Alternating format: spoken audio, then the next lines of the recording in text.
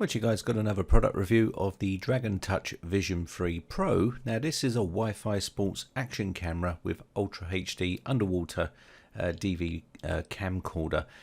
It can take still images of 16 megapixels and also has 170 degree wide angle of view. Also has 2-inch LCD screen, remote control which is Wi-Fi, and also we have a rechargeable battery. Get 2 batteries in a kit. And those 2 batteries are 1050 milliamp hours. Also it is a waterproof case which supports up to 98 feet underwater. We also have memory card support, which is a micro SD card up to 64 gigabytes. And we also have that 2-inch IPS display screen on the back, which is touchable, which means you can navigate via touch. You can use this as a dash cam as well. It also has slow motion and a bunch of other features on here which we'll go through. So this is everything you can get inside the kit. You got your quick reference guide here, and you've got also some tethering straps and a bunch of other attachments here which are compatible with GoPros. So whether you want this remote control, which is 2.4 gigahertz Wi-Fi, which allows you to turn the camera on and off and start recording. Great if you are doing some sort of vlogging on a bike. You got your battery charger, you got 2 of those batteries here, you've got a cleaning cloth, a bunch of sticky pads here, and also some cable ties.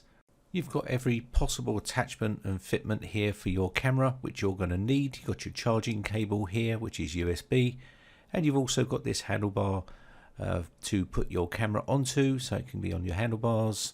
Got a couple of batteries as well, which is nice. That means you can use one and charge one at the same time, which gives you plenty of recording.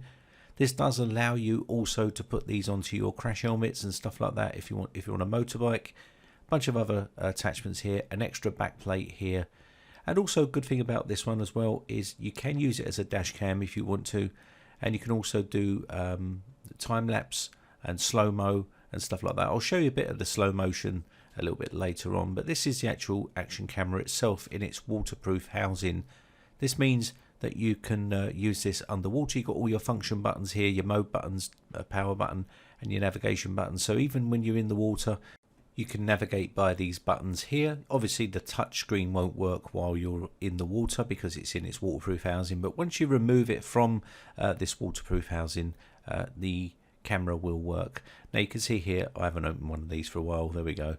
And you just pull this out of its waterproof housing. Now if you are using these in the water, especially seawater, you want to wash this out from the waterproof case and then dry it off before you store it. Otherwise it can taint the chrome on the buttons there.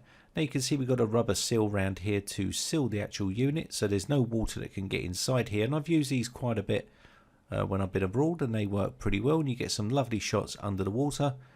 I'm not going to be doing any underwater footage today, but there's plenty of footage on YouTube which you can use and see that the camera works very well underwater. But you can see here, this is the actual camera itself. You've got your ports on the side here. You've also got your micro SD card slot on the side there, which takes up to 64 gigabytes. You want to make sure that's class 10 because obviously you're shooting in 4K, and otherwise you'll run into problems. So you can see here we've got navigation buttons on the side here. Even though this is touchscreen, you can use the navigation buttons as well. I found the navigation buttons to be okay. They work pretty well. Now the camera does have a 4x zoom, and it also shoots from 70 degrees angle to up to 170 degrees wide angle, which is very nice. It means you get a good wide field of view on there, and you can adjust the angles inside the settings there. So let's take a look at the function buttons here. You've got your action button on the top, and you've got your power button on the front here, and this also acts as your mode button as well. Now you've also got your battery bay here, which is what you can just pop out and slot your battery in there, and you also got that charger to charge those batteries. This is just held in with a little plastic clip. Now also there is that tripod port there, which takes a standard tripod fitment there, which means you can put this onto a tripod if you wanted to. And just going to put the battery back in here. There we go. There's a little ribbon on the battery that helps you pull it out here, so when you want to charge it you can do, and that saves you having to charge it while it's in the device. Some of these cameras don't come with a battery charger, which means you have to charge the battery when it's in the camera.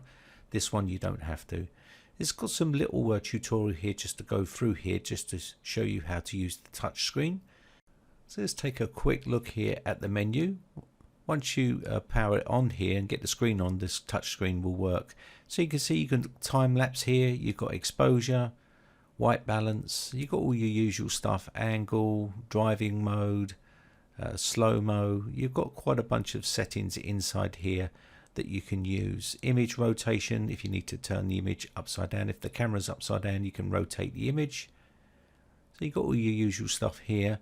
Also, you've got your camera settings, self-timer, record sound, and also the resolution for the video and for the photo, time-lapse, loop recording, a bunch of other settings in here as well. Up to 120 frames per second there on slow-mo. And we'll go through some footage here so you can see what it looks like and what the quality looks like. Now obviously YouTube is going to compress this footage here as well once I upload it. Now you can see we also have some images on the screen here, which is your playback, and also tells you which mode you're in, video or photo. You've got the audio up the top there for your microphone, and it just tells you a bunch of other information on there. So that is 4K 30 frames per second.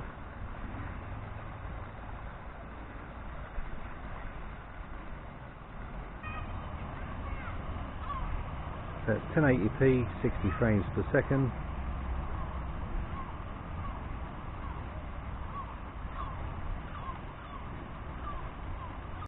These are just some stills I took just with the camera so you can see what the quality looks like.